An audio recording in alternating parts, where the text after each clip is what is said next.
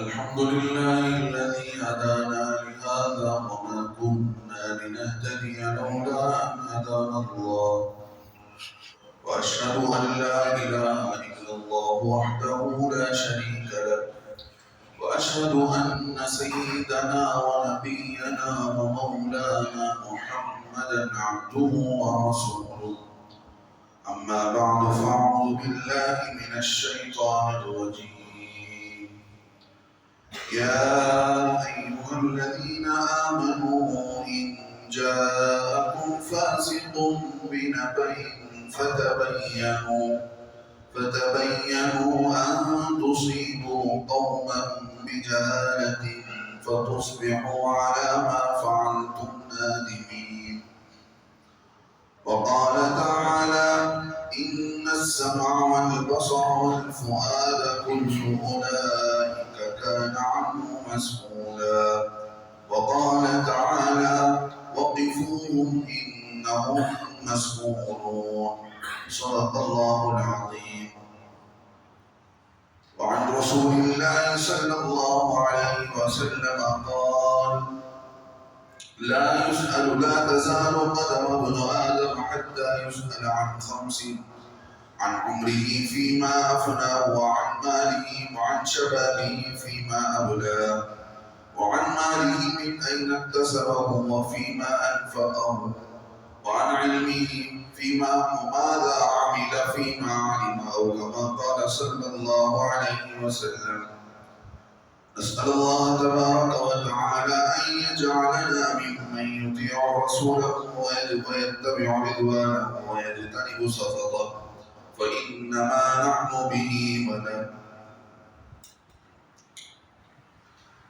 بزرگان دین، عزیز نوجوان دوستوں، بھائیوں، اللہ تبارک و تعالی نے مجھے اور آپ کو جو زندگی نصیب فرمائی ہے، یہ زندگی کا ہر حساب مجھے اور آپ کو دینا ہے، لیکن اس حساب سے پہلے اس حساب کے دن کے آنے سے پہلے ہر انسان سے یہ مطالبہ کیا گیا ہے کہ تم اب خود اپنی زندگی میں غور و فکر کر لو کہ تم آنے والے دن کے لیے کیا تیار کر رہے ہو، تم نے آگے کے لیے کیا عمل بھیجا ہے۔ وہ آگے کا دن کل کا دن بھی ہو سکتا ہے، آج کی شام بھی ہو سکتی ہے۔ وہ موت کے بعد کی زندگی کی شروعات سے عالم برزخ سے معاملہ لے کے چل کر یوم الآخرہ پر، آخرت کے دن پر جا کر ختم ہوگا۔ حضرت عمر رضی اللہ عنہ فرمایا کرتے تھے کہ آج ہی سے حساب شروع کر لیا کرو کہ تمہارے پاس کیا کیا چیزیں جمع ہوئی ہیں، اللہ کو راضی کرنے والی کون سی چیزیں ہیں، اللہ کو ناراض کرنے والی کون سی چیزیں تم نے اکٹھا کر رکھی ہیں۔ حاسبوا قبل ان تحاسبوا، کہ پہلے حساب لے لیا کرو، تم خود حساب اپنا جمع کر لو، تیار کر لو، اپنی زندگی کا حساب کر کے دیکھ لو اس سے پہلے کہ تمہارا حساب لیا جائے۔ خود آدمی جانتا ہے کہ اس نے کیا کیا ہے، کیا نہیں کیا ہے، کرنے کے کام کتنے کیے ہیں، نہیں کرنے کے کام کتنے کیے ہیں، کرنے کے کاموں کو کتنا زیادہ کیا ہے، نہیں کرنے کے کاموں میں کتنا زیادہ الجھا ہے۔ ہر آدمی اپنی زندگی کو جانتا ہے، اور اللہ کی طرف سے جو فرشتے ہر وقت میرے اور آپ کے عمل کو اس وقت سے نوٹ کر رہے ہیں جب سے ہم پر نماز فرض ہوا ہے۔ 15 سال کی عمر سے ہماری زندگی کا ڈیٹا تیار ہو رہا ہے، اور ہر چیز نوٹ کی جا رہی ہے، ہمارے عمل کی، ہمارے حرکت کی، ہمارے ہاتھ سے کیا عمل ہو رہا ہے، پیر سے کیا عمل ہو رہا ہے۔ یہ ہر اس آدمی کا عمل تیار کر رہے ہیں جو اس بات پر یقین رکھتا ہے کہ اس کا کوئی لکھنے والا، اس کا عمل کوئی لکھ رہا ہے۔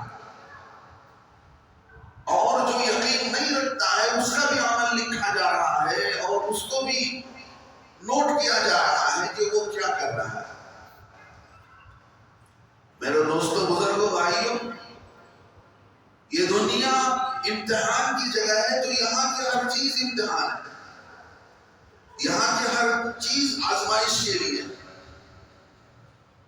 جیسے امتحان ہال میں بچہ بیٹھا ہوتا ہے تو اس کی ہر حرکت، ہر ادا، ہر مسکراہٹ اور ہر چیز پر امتحان لینے والے کی ایسی نظر ہوتی ہے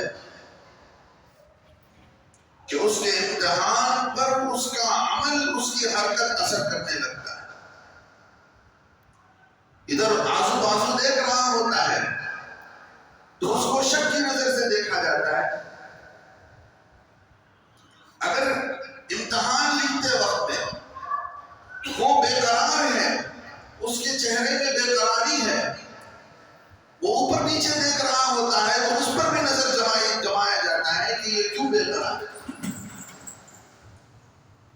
لہذا ایگزام ہال کے اندر جیسے ایگزام دینے والے کے ہر عمل پر نظر رکھ کر اس کے انجام کا فیصلہ کیا جاتا ہے، ورنہ اس کی امتحان کی کوئی حقیقت کھل کر سامنے نہیں آ سکتی ہے. ایسے ہی دنیا امتحان کی جگہ، یہاں ہر چیز آپ کو امتحان کے لیے دی گئی ہے.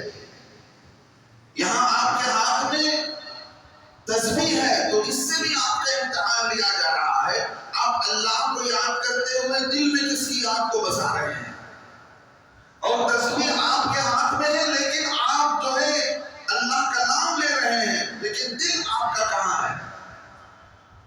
اور دنیا کی کوئی بھی چیز، کھیلنے والی، گناہوں کی، نیکی کی جو چیز ہمیں نظر آتی ہے دنیا بھر کے اندر، ہر چیز کا امتحان ہے. اگر وہ دیکھنے والی چیز ہے تو اس میں میرے آنکھوں کا امتحان، اگر اس چیز سے سننے کا فائدہ لیا جاتا ہے، کانوں کا مزہ ملتا ہے تو میرے کانوں کا امتحان. اور اگر وہ چیز سننے سے اور دیکھنے سے اور اسی طرح کوئی چیز دلی طور پر لذت محسوس کرنے کی ہوتی ہے تو میرے دل کی جذبات کا، میرے دل کی نیتوں کا امتحان ہو رہا ہے. اللہ کرے کہ وہ امتحان کا دن ہمارے سامنے ہو، وہ امتحان اور امتحان کے سوالات ہماری زندگی کے سامنے ہو تو پھر آدمی کسی بھی مرحلے پر جا کر اس کا قدم پھسلے گا نہیں، وہ مضبوطی سے کھڑا رہے گا. جب اس کے دل کے رگ رگ میں یہ بات اتر چکی ہوگی کہ مجھے مرتے ہی 3 سوالات کے جوابات دینے، اللہ کے یہاں میری زندگی کا ہر حساب کتاب لیا جائے گا، اور مرنے کے بعد عالم برزخ کے بعد جو آخرت کا دن ہے وہاں کے بعد سوالات اگر نظر میں ہوں تو پھر میرے دوستو بزرگو ہر آدمی اپنے کو قابو میں رکھے گا، کنٹرول میں رکھے گا. دنیا کے اندر کئی چیزیں بنی ہوئی، انسان اس سے فائدہ اٹھاتا ہے، لیکن ایک چیز ایسی بنا دی گئی دشمنوں نے، اس کے فائدہ اٹھانے میں آدمی اس سے فائدہ اٹھاتے ہوئے ایسا دل لگا کر بیٹھ چکا ہے کہ اس کو چھوڑنے کے لیے تیار نہیں، اسے اپنے ہاتھوں سے دور کرنے کے لیے تیار نہیں، اور ہر وقت اسی کو دل دے کر بیٹھا ہے. ذرا برابر اس کے ذہن میں یہ بات نہیں آتی ہے کہ اس کے اندر وہ کون سی چیزیں ہیں جو اللہ اور اس کے رسول کو ناراض کرنے والی، وہ کون سی چیزیں ہیں جس سے میری آنکھیں گندی ہو رہی ہیں، وہ کون سی چیزیں ہیں جس سے میری نماز کی نیکی برباد ہو رہی ہے. میں نے جو نیکی کر رکھی ہے دنیا کے اندر، ثواب کے کام کر رکھے ہیں، وہ ثواب سارا ضائع ہو رہا ہے، برباد ہو رہا ہے. ایک طرف آپ مچھلی پکڑ رہے ہیں دریا کے اندر، دوسرے جانب سے اسی مچھلی کو چھوڑتے جا رہے ہیں. اس مچھلی کو سنبھالے رکھنے کے لیے آپ کے پاس کوئی چیز نہیں ہے، نہ تھیلی ہے نہ برتن ہے. اگر آپ نے ادھر رکھا تو دیکھا پلٹ کر تو وہ مچھلی پھسلتی ہوئی پھر دوبارہ ندی میں چلی گئی. آج ہماری نیکیوں کا حال یہی ہے. گندے ماحول سے ہم نکلے، مارکیٹ اور بازار کے ماحول سے نکلے، ہم نے نمازیں ادا کی، اللہ کے سامنے سر جھکائے، لیکن ہم گانے سننے کے عادی ہیں، ہم سیریل دیکھنے کے عادی ہیں، ہمیں یوٹیوب کے شارٹس سے ایسی دلچسپی ہے کہ اس کے بغیر ہمیں کھانے میں مزہ نہیں آتا، اور ٹک ٹاک کے اندر اور ایسی چیزوں کے اندر اور دوسرے ایسے ایپس کے اندر ہمارا دل جڑا ہوا ہے کہ جس کے بغیر زندگی میں کوئی نظر نہیں آتا ہے۔ تو میرے دوستو بزرگوں، یہ ایسا ہو گیا گویا کہ آپ ادھر سے نیکی کر رہے ہیں، ادھر سے دریا میں ڈال رہے ہیں، ادھر سے مچھلی پکڑی ادھر سے نکل گئی، کوئی فائدہ نہیں ایسی نیکی کا جس نیکی کے بعد گناہ لگاتار ہو رہا ہے، اللہ کو ناراضگی بار بار آپ کرتے جا رہے ہیں، تو وہ نیکی برباد ہوتی چلی جاتی ہے، وہ نیکی آپ کے کھاتے میں ٹکتی نہیں۔ آپ اندازہ کر کے دیکھیں اس زمانے کے اندر جہاں سوشل میڈیا کے فائدے گنائے جاتے ہیں وہ اپنی جگہ ہے، دیکھ لیں ایک چیز بذات خود کوئی بری نہیں ہوتی ہے، بنانے والے نے اس کو جس مقصد کے لیے بھی بنایا ہو، لیکن ڈیپینڈ کرتا ہے آپ پر اور مجھ پر کہ میں اسے کیسے استعمال کرتا ہوں، ہم اور آپ اس کو کیسے اپنی زندگی کے اندر لیتے ہیں، اس پر معاملہ رکتا ہے۔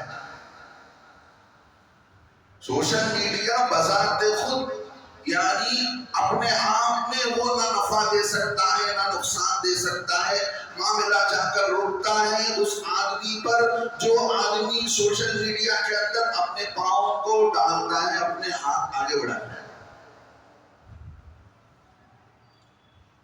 وہ بہت سارے معلومات کو اپنے اندر لیے ہوئے ہے، بہت سارے خبروں کو اپنے اندر لیے ہوئے ہے، بہت ساری کتابوں کو اپنے اندر لیے ہوئے ہے، بہت سارے ایسے ویب سائٹس کو اپنے اندر لیے ہوئے جس سے آپ کی معلومات بڑھ سکتی ہیں، اور کئی اچھی چیزیں اس کے اندر موجود ہیں، لیکن اس کا ایک پہلو پازیٹیو کے ساتھ نیگیٹو بھی ہے۔ آپ اس سے نہیں بچ رہے ہیں تو پھر آپ کو اس سے ہر وقت نقصان ہی ہوتا رہتا ہے، آپ کے دل کو فائدہ نہیں، آپ کے دل کو نقصان پہنچتا رہے گا، آپ کے خواہشات جنم لیتی رہیں گی، ایک خواہش ختم ہوئی دوسری ختم ہوئی تیسری۔ خواہشات کو آگ کی مثال علماء نے دی ہے کہ آگ آپ بجھانا بھی چاہتے ہیں لیکن برابر آپ اس میں لکڑی رکھتے جا رہے ہیں، کہاں سے ختم ہو؟ جب دیکھتے ہیں تو ساری اس آگ نے کئی ٹن لکڑی کو خاک کر دیا ہے، بھوسا کر دیا ہے، کہاں گئی کچھ نہیں پتا۔ انسان خواہشات کو پوری کرنے کے بعد اپنے دل کے اندر ان بری خواہشات کی لذت کو ٹٹول کر دیکھتا ہے تو کچھ اپنے دل کے اندر نہیں پاتا ہے، کچھ نہیں ہوتا ہے سوائے شرمندگی کے، ایک گناہوں کی نحوست کے۔ اس کے دل کے اندر خواہشات کا کوئی مزہ جو دل میں رکا ہوا ہو ایسا نہیں ہوتا۔ آپ اندازہ کر کے دیکھیں اس وقت میں جہاں بے حیائی عام ہو رہی ہے اس سوشل میڈیا کے ذریعے سے، کن کن کاموں سے ہو رہی ہے آپ سب اچھی طرح جانتے ہیں، اور دوسرے نمبر پر اسلام اور مسلمانوں کو بدنام کرنے کے لیے کئی چینلز کام کر رہے ہیں۔ ان چینلز کو اسی لیے جنم دیا گیا کہ اس سے مسلمانوں کی بدنامی ہو۔ اس ملک کے اندر 30% عیسائی ہیں، انہوں نے اپنے 4 چینل بنا رکھے ہیں۔ اس ملک کے اندر جینیوں کی 37% وہ لوگ رہتے ہیں، اور ان کے 3 چینل بنے ہوئے ہیں، اور ان چینلوں کے ذریعے سے اس ملک کے اندر وہ اپنی تبلیغ برابر جاری کیے ہوئے ہیں۔ لیکن آپ اپنی میڈیا کے اندر اپنا کیا اثر دکھا رہے ہیں؟ دشمن تو اپنی دشمنی کا جال اس نے پھیلایا ہے، اسلام کی بدنامی، رسول اللہ صلی اللہ علیہ وسلم کی عزت کو پامال کرنے کا کام، اسلام کے بارے میں ایسے سوالات کیے جائیں جس سے اسلام بدنام ہو، نبی علیہ السلام کی شخصیت مجروح ہو۔ آپ نے اپنے بچوں کو ہائی کوالیفائڈ بنایا ہے، لیکن آپ کے اپنے بچے کے نالج کو آپ نے استعمال کر کے ان باطل طاقتوں کا جواب کتنا دیا؟ آپ کے بچوں نے کتنا ایسا پلیٹ فارم بنایا ہے میڈیا کے اندر جس کے ذریعے سے آپ کا بچہ فلاں باطل طاقت کا جواب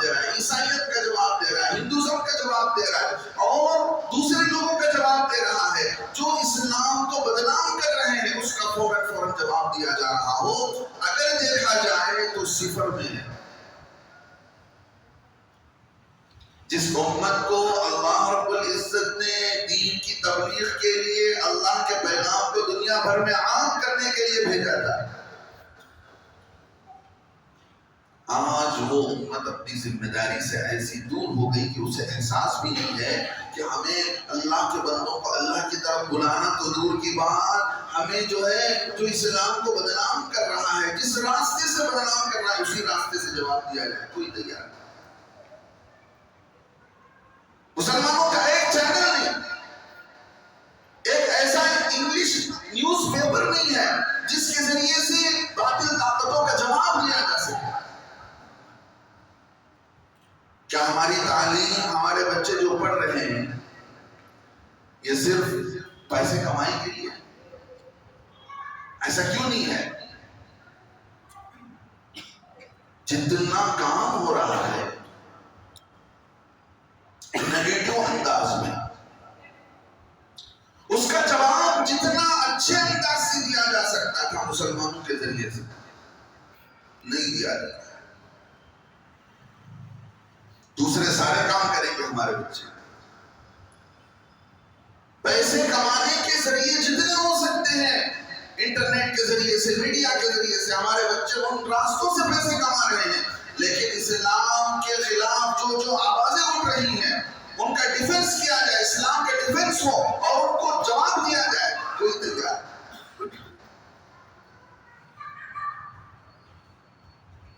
جھوٹی جھوٹی باتیں آج جو ہے سیکولرزم نام کرے گئے ہندوستان کے اندر، کیا کورٹ، کیا میڈیا، کیا جو ہے سیاستدان جو منہ میں آئے بکتے رہتے ہیں۔ ہمارے پاس کوئی میڈیا ہاؤس نہیں ہے جو ان کو جواب دے سکے، ان کو منہ توڑ جواب دیا جائے، اسلام کی سچی ترجمانی کی جائے۔ اسلام کو کوئی غیر آدمی سمجھنا چاہتا ہو، ہمارے پاس کوئی ایسی مسجد نہیں جہاں پر اسلام کو انگریزی زبان میں سمجھایا جاتا ہو اور اس کو میڈیا کے ذریعے سے پھیلایا جاتا ہو تاکہ غیر بھی اس بات کو سنے، انگریزی زبان میں وہ اسلام کو سمجھے۔ کوئی بات نہیں، کوئی چیز نہیں ہمارے پاس۔ الٹا ہو یہ رہا ہے میرے دوستو بزرگوں، ہمارے بچے اتنے ہندوستان کے اندر، ہم اگر اندازہ کر کے دیکھیں تو ہمارے بچے اتنا فون کے اندر اپنے کو برباد ہو کر چکے ہیں۔ حضرت یہاں رک کر میں ایک بات کہتا ہوں، حضرت مولانا علی میاں رحمۃ اللہ علیہ فرمایا کرتے تھے کہ جس فوج کو یہ معلوم ہی نہ ہو کہ حملے کہاں سے ہو رہے ہیں، جس فوج کو، جس آرمی کو یہ معلوم نہیں ہے کہ کنٹری پر کدھر سے حملہ ہو رہا ہے، ملک پر کہاں سے حملہ ہو رہا ہے، تو کیسے ڈیفنس کرے گا؟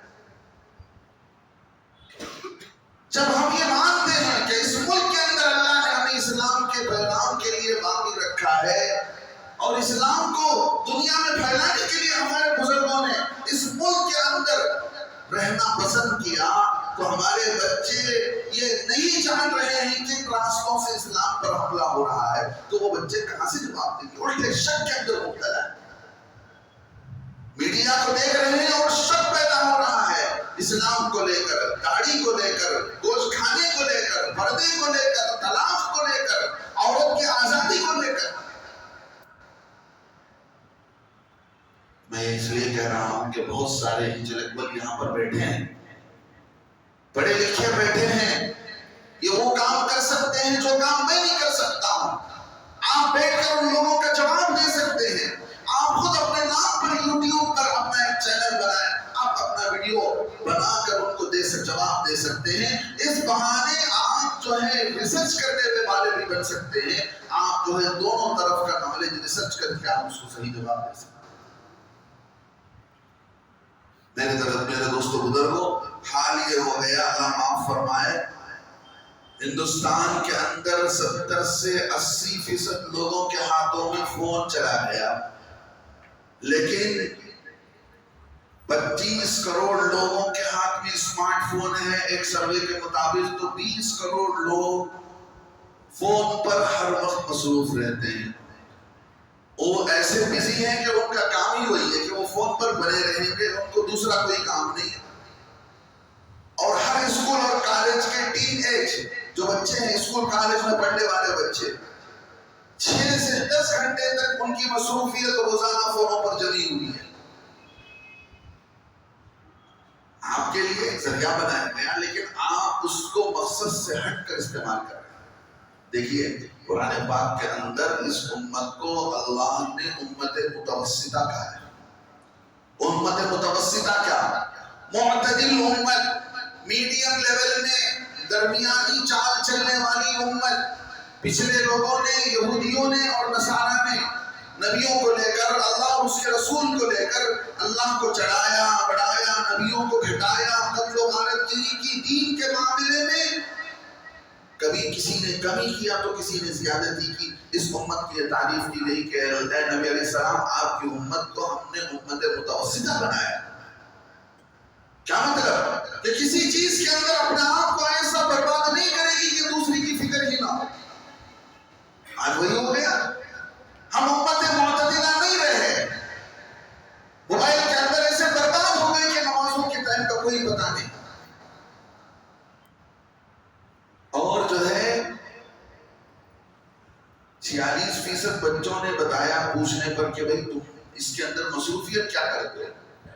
وہ کہنے لگے کہ ہم گیم کھیلتے ہیں. 46% بچوں. اور اسی طرح 32% بچوں نے بتایا کہ ہمارا زیادہ مشغلہ فون پر اس وقت رہتا ہے جب ہم لیٹرین میں ہوتے ہیں. لیٹرین ضرورت کی جگہ تھی، وہاں پر آدمی جاتا، جیسے ہی ضرورت پوری ہوتی باہر آ جاتا. لیکن وہ خبیثوں کے رہنے کی جگہ، جنات کے رہنے کی جگہ، آپ کے بچے لیٹرین میں آسانی سے بیٹھے ہوئے ہیں. اس لیے کہ بیٹھنے کے لیے چیئر نما آپ نے ویسٹرن ٹوائلٹ بنا رکھے، وہاں پر بچے بیٹھے ہوئے اور نیٹ پر مصروف ہیں. آپ اپنے ہاتھ سے بچوں کو موبائل دے رہے ہیں تو کن بنیادوں پر دے رہے ہیں؟ آپ نے کبھی سوچا کہ میں سلو پوائزن اپنے بچے کے ہاتھ میں تھما رہا ہوں تو اس کو استعمال کرنے کا بھی طریقہ سکھاؤں، اس کو چند باتوں کا پابند بناؤں، اس کو اس موبائل کے نقصانات سے کیسے بچاؤں؟ آپ نے اس بات کو کبھی سوچا؟ کچھ کنڈیشنز رکھے بچے کے سامنے. 10 کلاس پڑھنے والی سعودیہ کے اندر ایک بچی نے ماں باپ سے موبائل کا مطالبہ کیا. باپ نے کہا بیوی سے کہ دیکھو بچی کو دیں گے لیکن ہماری یہ شرط ہوگی. بچی کو لا کر موبائل دیتے وقت کہا کہ دیکھو آپ کی ایک نماز بھی چھوٹے گی، 5 نمازوں میں سے آپ سے موبائل چھین لیا جائے گا. نمبر 1. نمبر 2، آپ اپنے گھر سے حیا اور پردہ کے ساتھ نکلیں گی اور رات کو سوتے وقت میں 10 بجے سے پہلے آپ کا موبائل بند ہو جانا چاہیے. اور اگر ہمیں پتہ لگا کہ آپ گپ شپ لگا رہی ہیں، چیٹنگ کر رہی ہیں اور دوسروں سے دوستیاں لڑا رہی ہیں تو اسی وقت آپ کی موبائل ضبط کر لی جائے گی. کتنے ایسے ماں باپ ہیں جن کو بچوں کی ایمان اور آخرت کی فکر ہو؟ اللہ معاف فرمائے. ہم نے ایسے نہیں کیا. آزادی کے ساتھ لا کر بچوں کے ہاتھ میں تھما دیا اور ہمیں اندازہ نہیں ہے. ایک سروے کے مطابق بتایا 30% لوگوں نے بتایا کہ ہم فیس بک پر زیادہ مصروف رہتے ہیں. کسی نے بتایا ہم واٹس ایپ پر رہتے ہیں، کسی نے بتایا ہم فیس بک پر رہتے ہیں، یوٹیوب پر رہتے ہیں. اور یوٹیوب بھی ایسی بے حیائی کی آماجگاہ ہے میرے دوستو بزرگوں. اللہ معاف فرمائے.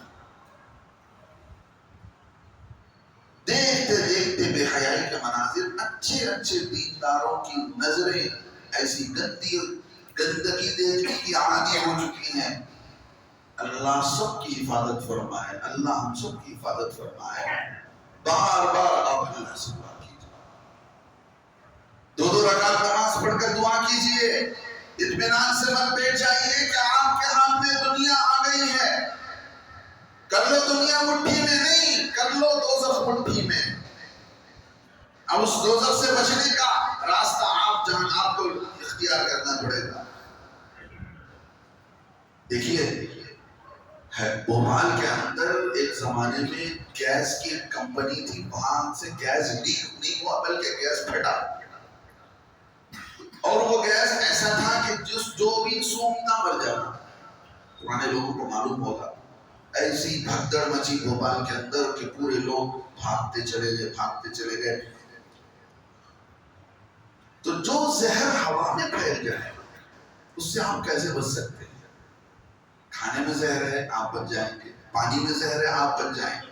اگر وہ ہوا جو آپ کے سانسوں میں جا رہی ہے، اندر جا رہی ہے، جس کے بغیر آپ جی نہیں سکتے ہیں، وہ ہوا اگر مسموم ہو جائے، زہریلی ہو جائے، کیسے بچا جا سکتا ہے اور کیسے ہم اپنے کو بچا لیں گے؟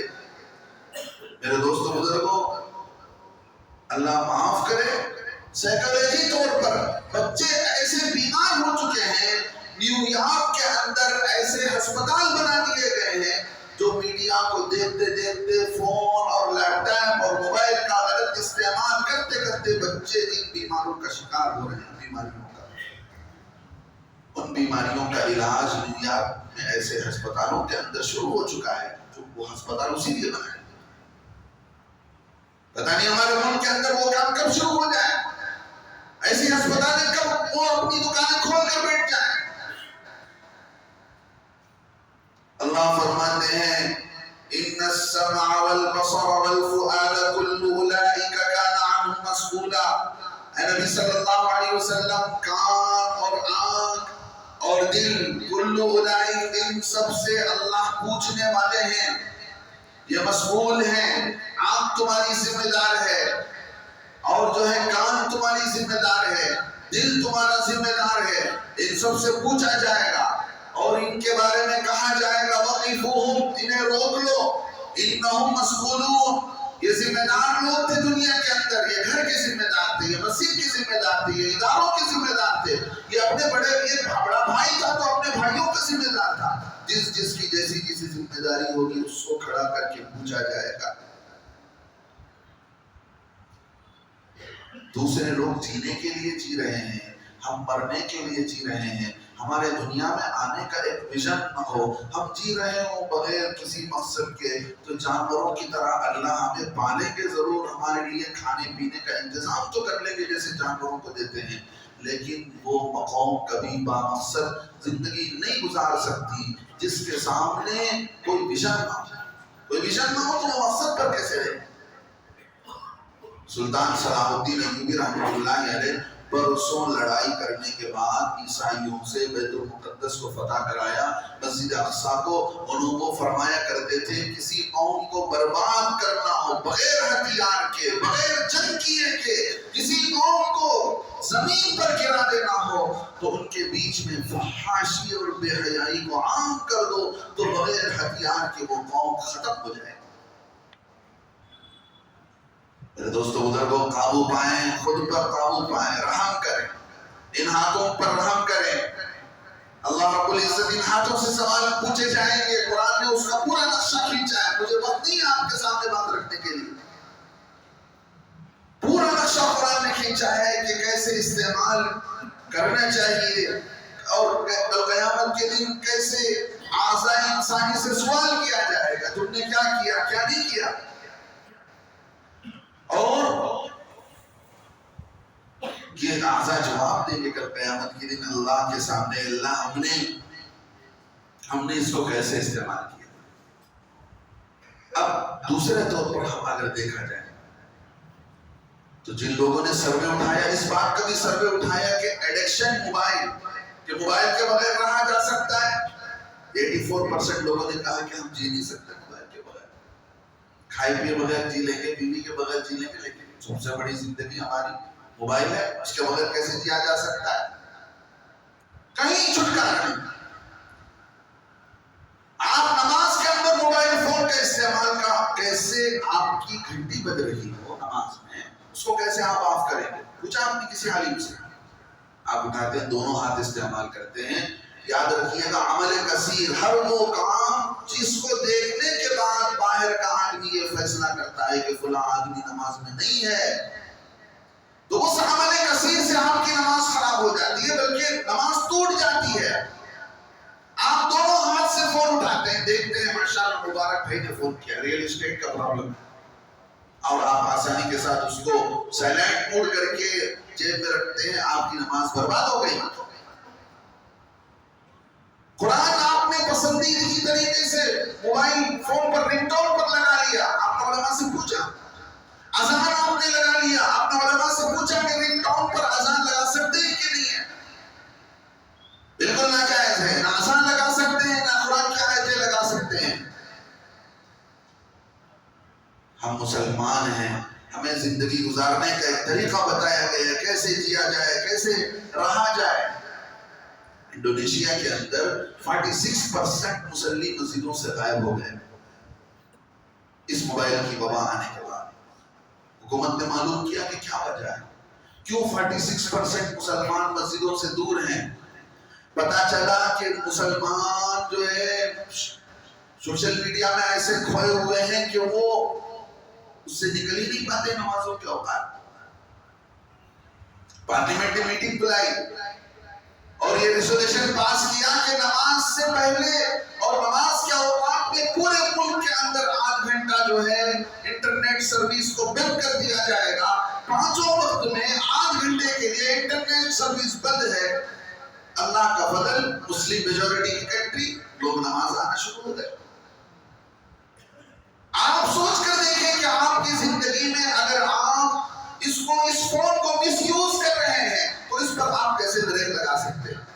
آپ کا بچہ اس کو استعمال کرتے ہوئے مس یوز کر رہا ہے، آپ اس پر کیسے بریک لگا سکتے ہیں؟ آپ خود سوچ کر دیکھ لیں۔